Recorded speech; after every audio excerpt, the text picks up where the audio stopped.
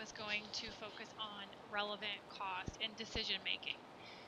What we have to be aware of is that when people make a decision, they most times include information that is irrelevant to making that decision.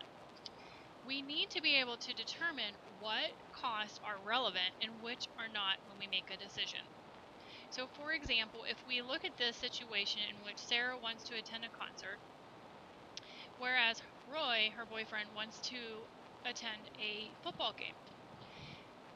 Sarah is arguing that it's too expensive to go to the game because it costs $10 to park, and Roy is saying that it's irrelevant because it would cost $10 to park at the concert. So in this situation, we're going to digest and pull out what is relevant and what is not. So if we identify relevant costs in this example, we first understand that relevant costs differ between alternatives. So if it's the same between each alternative, it really is irrelevant to the decision because I'm going to incur it regardless. Say, for example, you're traveling by bus somewhere or by train. The maintenance on your car has no bearing on if you take the bus or the train. So if we look at this, we're looking at that relevant cost that differs from situation to situation. We can see that the $10 parking is irrelevant because it's the same regardless which alternative they pick to go to the concert or go to the football game. Now, if that example had said the choices were to stay home or go to one of those, the game or the football, or the game or the concert, then the parking would then be relevant because staying home we would pay no parking. If we went to the concert or the game, we would pay to park. So it is relevant in that scenario, but not relevant in the presented scenario because the parking is the same regardless of which situation.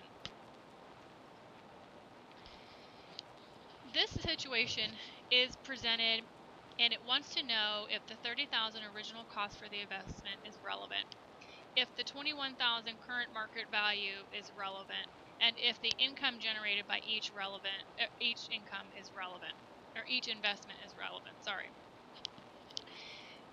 This is a good example with multiple layers and offering different definitions for you.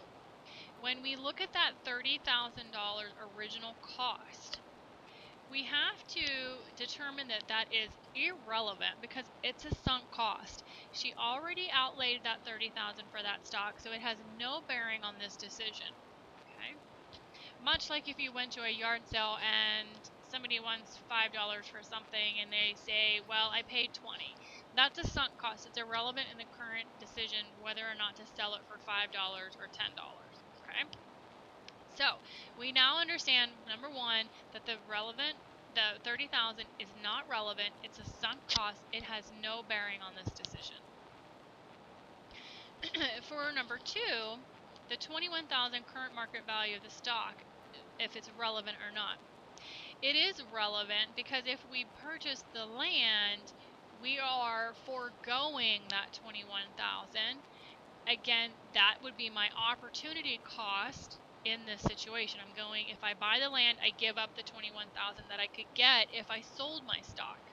Okay? So it is relevant because it is different across the alternatives, because the land would generate $45,000 of rental income versus the $21,000 opportunity cost for the stock. And number three is the amount of income generated by the investment relevant to the decision. When we look at the investment income, we have to begin to look at the yield of each alternative. So our revenue yield for our stock is $43,000 and our land is $45,000. We have to take into consideration the opportunity cost under the stock, because if she bought the land, she's foregoing the $21,000. So my true investment income is $22,000 for the stock.